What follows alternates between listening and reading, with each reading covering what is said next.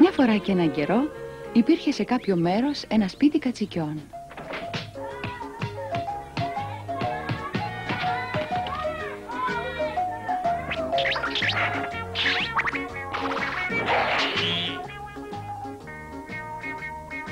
Η μητέρα κατσικίνα είχε 7 κατσικάκια. Τα αγαπούσε όλα πάρα πολύ. Ωστόσο, στο κοντινό δάσος ζούσε ένας απέσιος λύκος.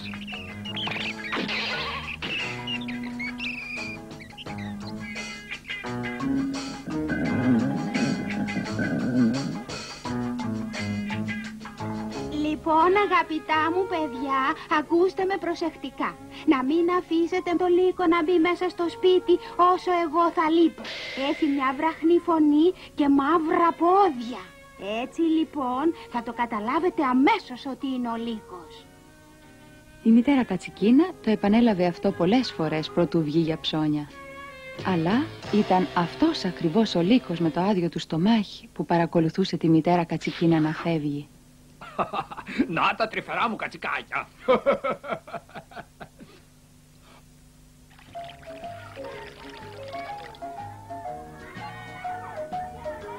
Ύστερα από λίγο κάποιος χτυπούσε την πόρτα.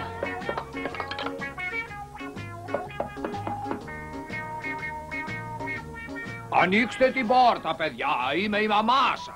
Αν και ο λύκος νόμιζε ότι είχε ξεγελάσει τα κατσικάκια, αυτά κατάλαβαν ότι ήταν ο λύκος από τη βραχνή φωνή του. Μα τι κάνετε εκεί πέρα, ανοίξτε την πόρτα γρήγορα.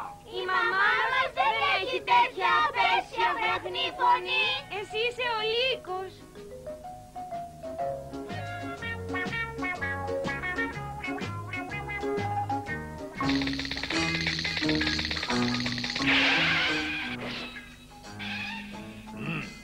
Φίλε, δώσ' μου ένα φάρμακο που να γιατρεύει τη βραχνή φωνή και να την κάνει καθαρή.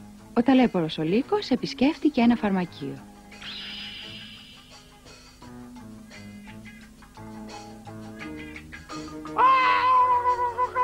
Παιδάκια μου, είμαι η μαμά σας. Εντάξει τώρα. Ο λύκος, που τελικά καθάρισε τη φωνή του, ξαναγύρισε στο σπίτι των κατσικιών καταχαρούμενος.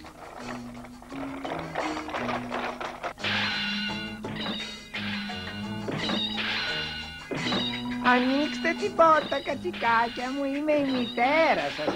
Έχω δωράκια για όλους σας.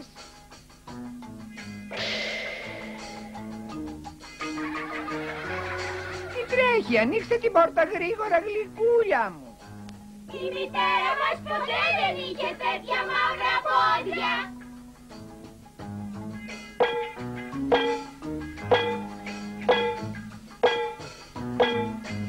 Αυτή τη φορά ο λύκος πήγε τρέχοντας στο φούρναρι και τον ανάγκασε να του πασπαλίσει αλεύρι τα πόδια του.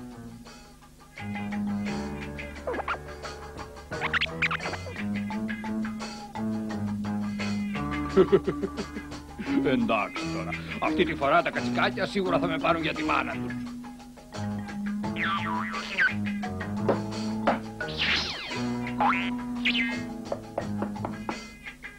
Ανοίξτε την πόρτα, παιδάκια μου, είμαι η μαμά σας. Σας έφερα δωράκια. Τότε τα κατσικάκια είπαν προς την πόρτα.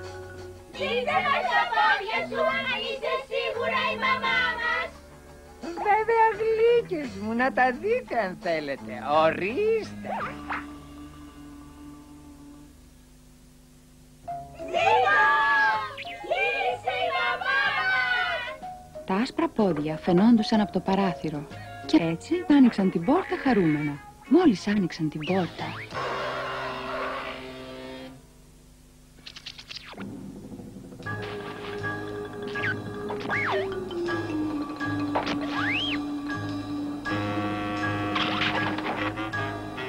Κρυφτείτε.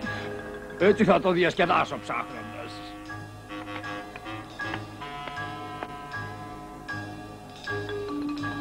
το πρώτο κατσικάκι βρέθηκε αμέσως. Όσο επιδέξια κι αν κρύβονταν τα κατσικάκια, ήταν αδύναμα μπροστά στη μύτη του λύκου.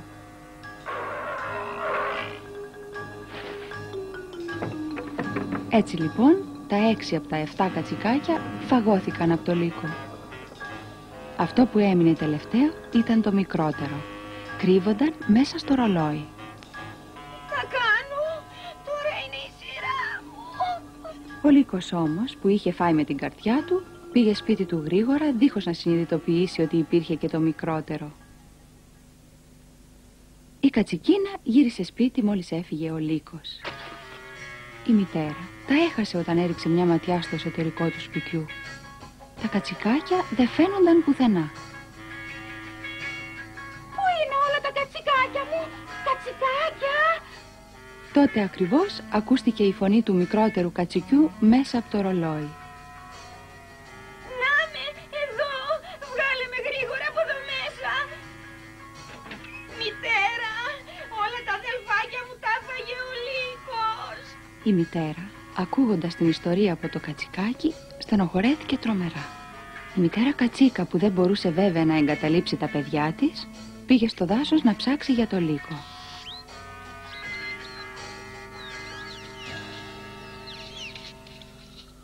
Τελικά τον βρήκε. Ο λύκος έπαιρνε έναν υπνάκο κάτω από ένα δέντρο με την κοιλιά του τούμπανο. Καθώς η μητέρα κατσικίνα κοίταξε το λύκο, η κοιλιά του ξαφνικά αναπήδησε.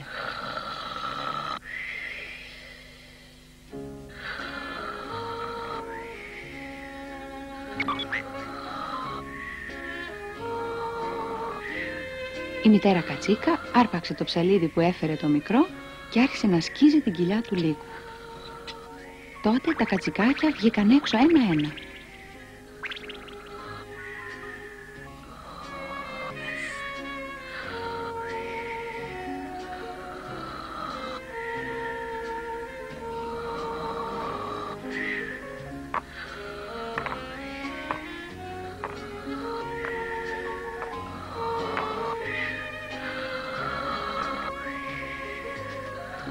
Η μητέρα κατσίκα γέμισε την κοιλιά του λύκου με χαλίκια και μετά την έραψε ακριβώς όπως ήταν πριν.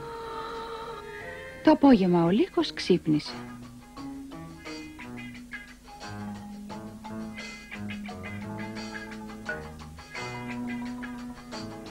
Παράξενο, ενώ σίγουρα έφαγα κατσικάκια, είναι σαν να έφαγα πέτρες.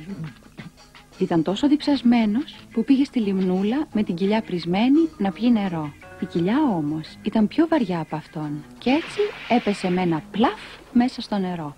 Από τότε ο λύκος δεν ξαναβγήκε στην επιφάνεια. Ο κακός λύκος βυθίστηκε μέσα στο νερό για πάντα. Και η μητέρα κατσικίνα και τα κατσικάκια της έζησαν αυτοί καλά και εμείς καλύτερα.